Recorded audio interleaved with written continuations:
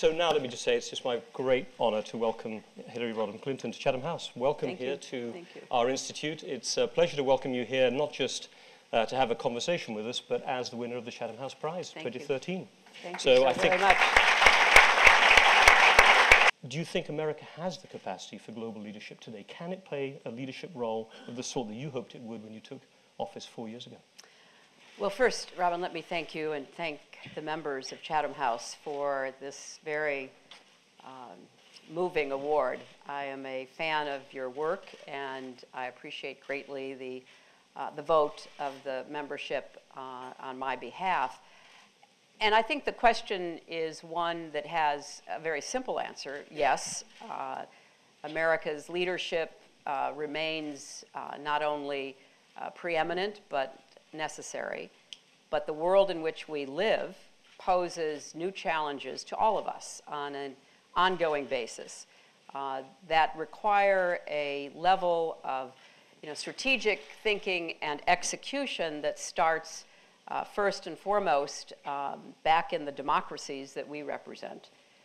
So I would never criticize my country out of my country, but let me say that it is distressing at any point to see a political system that has weathered so many crises over centuries now be caught up in what are very unfortunate partisan disputes. However, underlying them are questions about America's direction at home and abroad. And I am confident that we will work our way through this latest challenge, as we did back during my husband's administration in 1995 and early 1996. But I think that there's an underlying concern, and it's not only in our country, because we didn't take a vote, but you did, that raises issues about what are our responsibilities? How do we project power in the 21st century, which is both traditional forms as well as new so-called soft, or what I like to say, smart power? And those are debates that societies have to have, not just inside government offices.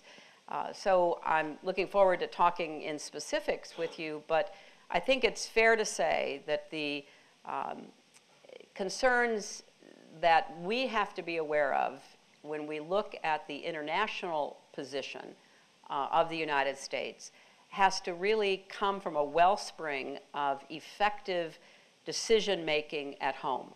And that's economic and it's social, growing inequality, the sense that in the United States and in Europe, there is an ongoing debate about how we continue to provide the best services at the most affordable cost to our citizens, because that, after all, is really the core of what we can do around the world. So I'm confident, but I think that the debate we're having is one that requires some very serious analysis and thought.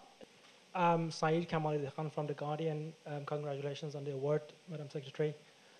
Do you think that it is right that there is a proper debate about the scrutiny and the oversight of the US and UK intelligence agencies in the light of the new technologies? Can I grab it on? Or do you want to no, go ahead. No. Maybe just so we know where we are with them. And the lady next to you, please. Madam Secretary, Amy Kellogg from Fox News. I'm curious to know what you think. It's a well-known news station. I love the idea that the Guardian and Fox are sitting next to each other. I'm just having a moment here. And we did it on purpose because that's Chatham House. Anyway,